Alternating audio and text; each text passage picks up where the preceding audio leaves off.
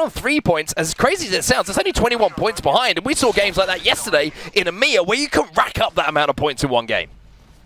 If we see a pop-off game, we could see a team reach match point here. That's what's happened when you get a couple of games where everyone kind of scrambles for points and they start to edge closer to 50. We need 26 points for ESA White if they were to get on match point. It might sound like a lot, but actually a 14-kill game with a victory would achieve that, and we have seen games like that throughout ALGS history, so I will not put it as an impossible thing to do so. We had a brief glimpse of where that circle was going to go on your screens, and it is going to be southeast, down towards Dome, down towards Lava City, and slightly covering Sorting Factory as well. So fantastic for those teams who are dropping down there. And 6 after the game that he had previously, he's going to be pretty happy with that zone. Yeah, certainly going to be happy, as you say. Some of those teams are going to have to make that short journey. There's another zone on the eastern side of the map, even though it's right down on the south side. And Esports Arena Red, well, they're down there at the moment. Esports Arena Black, they're down there in Dome at the moment. And Esports Arena White, they drop over at Geyser. So we kind of joked a little bit, and we would, you know, fall out, and Rain Day was saying, oh, maybe it's time for Esports Arena Red to win one here, and maybe that might be the chance for ESA because they drop over at Lava City, so a great zone for them. Yeah, they do really control the southeast side of the map, but they're not going to be teaming. They, of course, may be under the same sort of organisation, but entirely different sponsors and entirely different squads that will be gunning for that first place and will take no mercy, no matter who is in their way. But this is going to be difficult for rotations for those who are dropping the likes of Trials, the likes of Skyhook, but this is where the Valkyries become very important. Try and get into those spots very early, but this is not an easy circle to predict. Sometimes you'll see ones that are slightly more over Lava City or slightly more over Dome, slightly more over Sorting. It's going to be hard to try and bank on where there's going to be, maybe just outside launch site. Yeah, it's going to be an interesting circle for sure, and those teams who have knowledge are going to be in a great advantageous position if they do know one of those funky pools and they've played these zones 1,000 times before and they can set up for it. They might have a real opportunity, but My Little Phony, who have had a little bit of a rough start so far, well, they're in a fight early on here over at Refinery. If they could win this, maybe a little bit of confidence restored, but Rambo at the moment, you can see, trying to be aggressive on that Revenant, and now we're jumping over to Fury, but he's being shot in the back now as he exchanges some shots now with the Peacekeeper and the R9. I'm loving the bait and switch I'm seeing from My Little Phony. Just drop, pop one shot, hide again, re-shield, get those shields back up, and then you re-engage and try and reignite the other team. But neither team at the moment really wanting to push in, both reluctant to get too much into a skirmish, maybe feeling like they could be third-partied if they get into a elongated fight here. So instead, backing off, repositioning, and My Little Phony definitely have the high ground here. They're trying to just hold this team inside of the building, but it's very difficult to push a team, even if you do have the high ground, especially when you've got Kotagami playing that caustic as well. So you're going to see some shots exchanged, and it looks like we're going to see a little bit of a temporary truce here. But as I say that, no, here comes the Revenant push, the totem being used, and that's going to deal some damage. The question is, are the rest of the team close enough to clean things up? A knock with that Revenant totem with the ultimate is absolutely massive. That is going to open the door now for them to wipe the squad. Kotagami on caustic, desperately trying to stay alive. And this is why they just elongated that fight, wait for that Revenant to have the ultimate and then re-engage, get the wipe, get the 3 KP, and My Little Phony very much deservedly winning that fight after their patience, after going for the baits and switch, and then perfectly waiting for the Revenant ultimate to pop.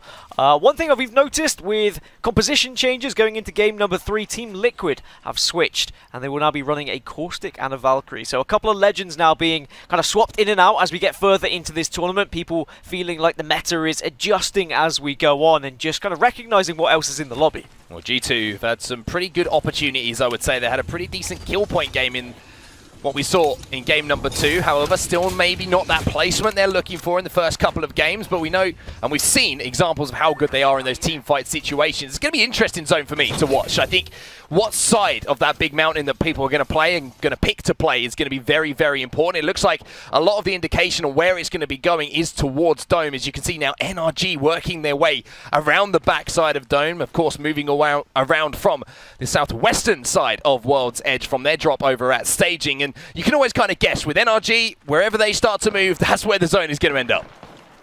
Yeah, I think the silo just out of Sorting Factory is going to be a position that a lot of these teams are going to be playing, as well as Dome side. It can pull either side of the mountain, as you say.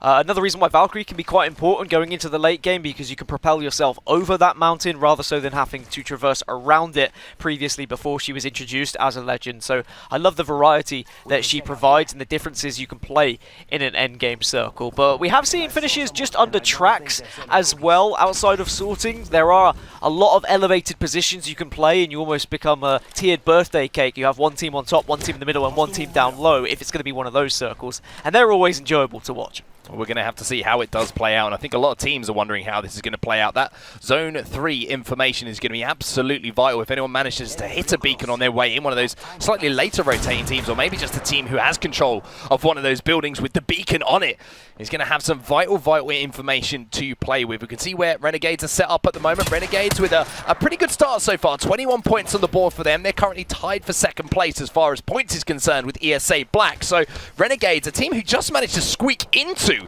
our final lobby, have had a pretty good start here, Dan. Well, they squeaked into the final lobby, and let's have a little squeak in to see how their comms are going. Let's jump into a listen-in with Renegades. I'm watching. I got my blue. Nice. Might be shot. Fighting Lava City over here. Yes. Might have shot. Straight Yeah, through the door. You look. You look. Just don't stand completely still. Yeah, I know.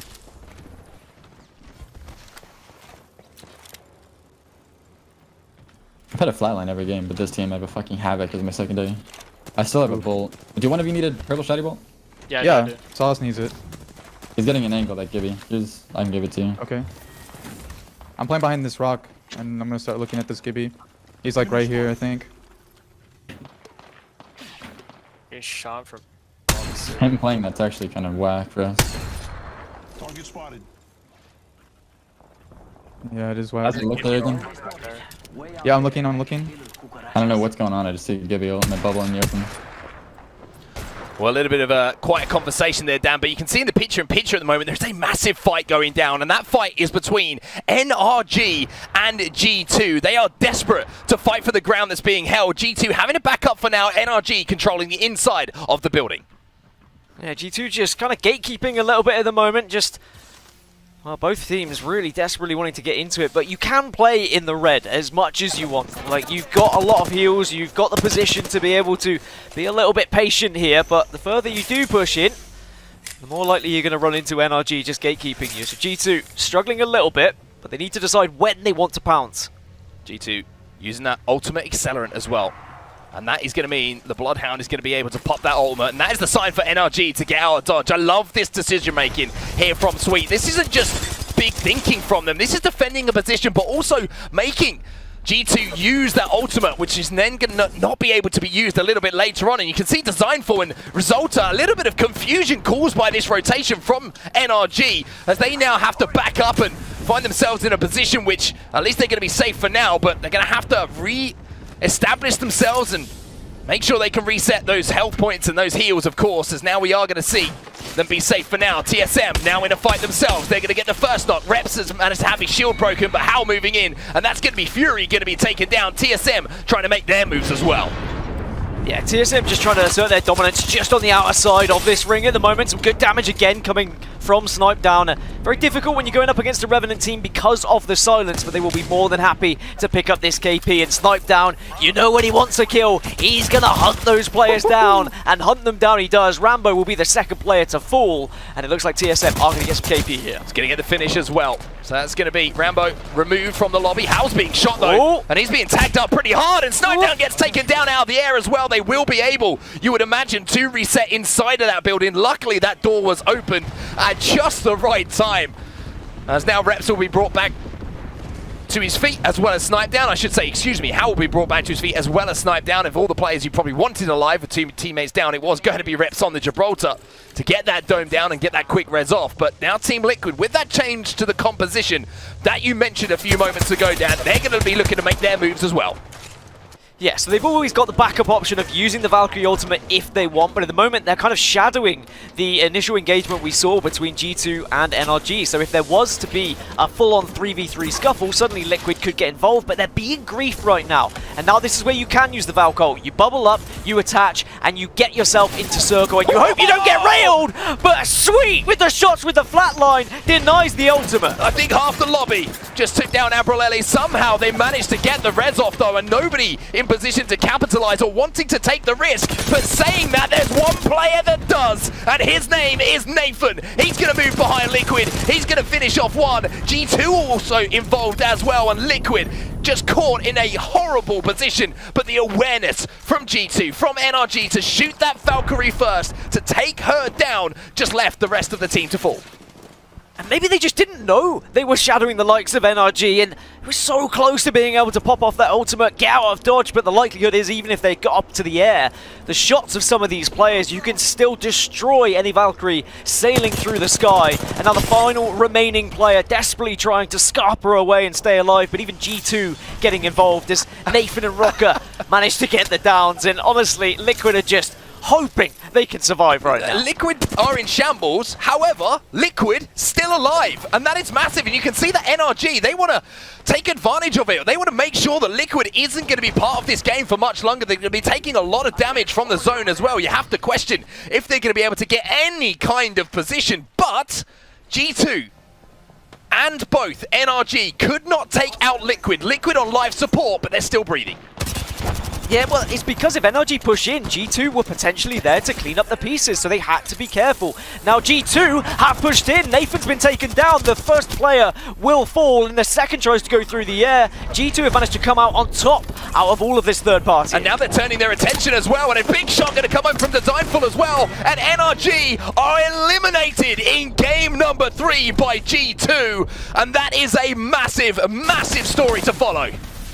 I mean, just everything unfolding right now. Sentinel's also in a little bit of trouble. Retzi may go down to a slither of health, but at least Senok's been able to heal up here. Can do the damage onto Hill. So Alpine in a fight with Sentinels. Retzi should be able to heal up, and they'll have a 3v2 advantage in this skirmish. Yeah, Senox once again showing what a danger he is to anyone in this lobby. The massive shots hit hard, and he has been really performing strongly for Sentinels in individual fights recently. A man to certainly watch as these games roll on. But speaking of rolling on, Liquid from a shambles have somehow managed to find their way inside of the zone. Liquid will not die. They're like a zombie in the lobby at the moment.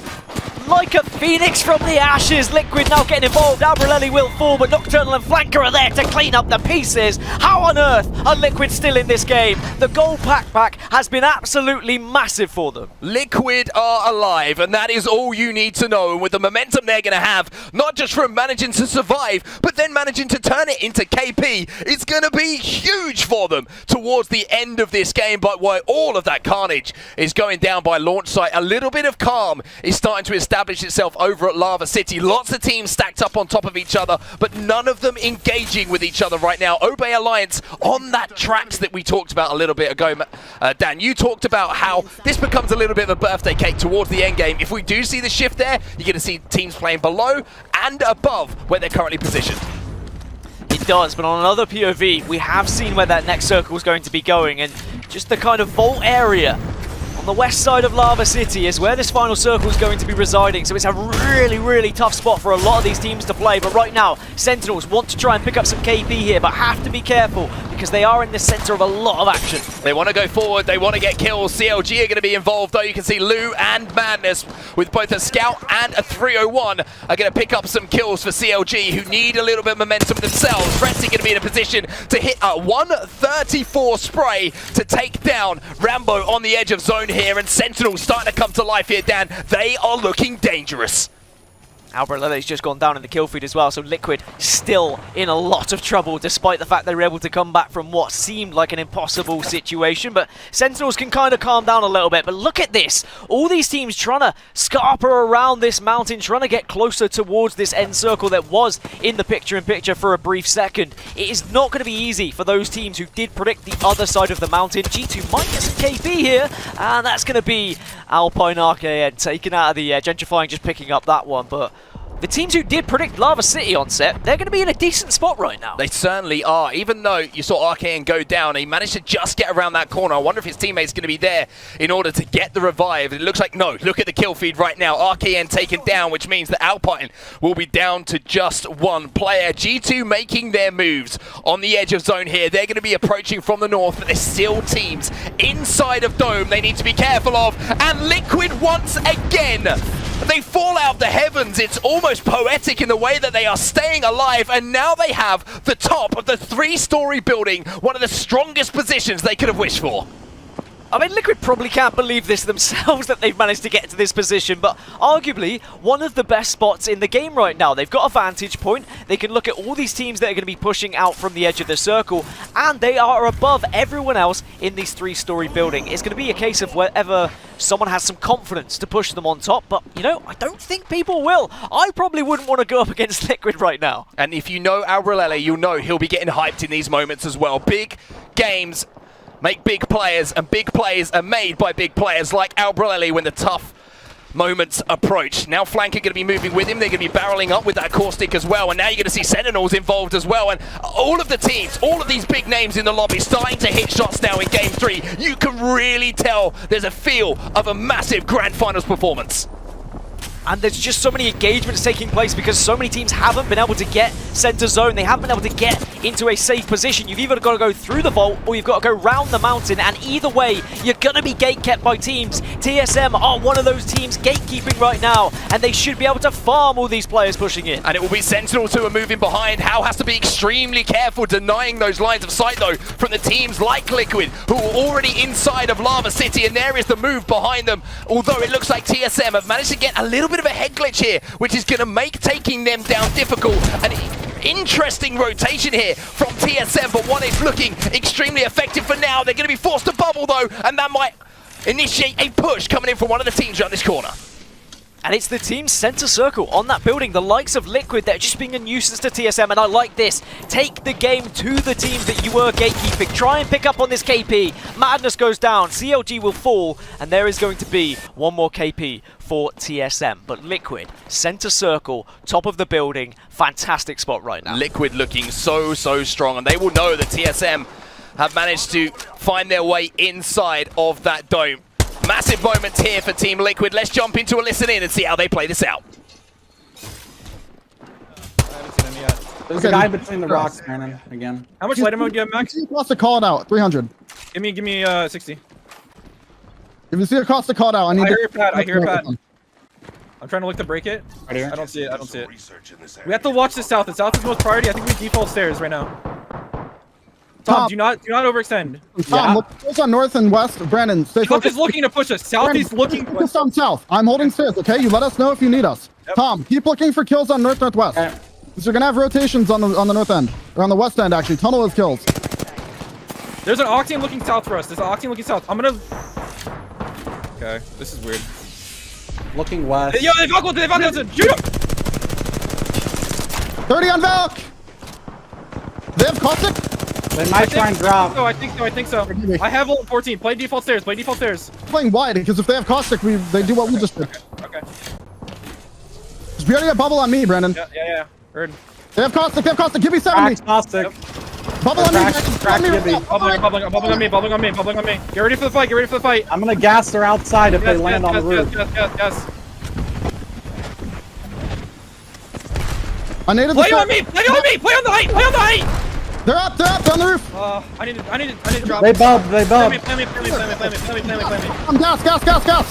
I'm getting them out. I use gas nade on them. They bub. We have to look for damage on them. I'm gassing them. I'm healing. Play my shield. Play my knockdown. Another Gibby ult. Be careful. Valk. Above us. Drop, Tom. Just play your life and drop. Fuck, dude.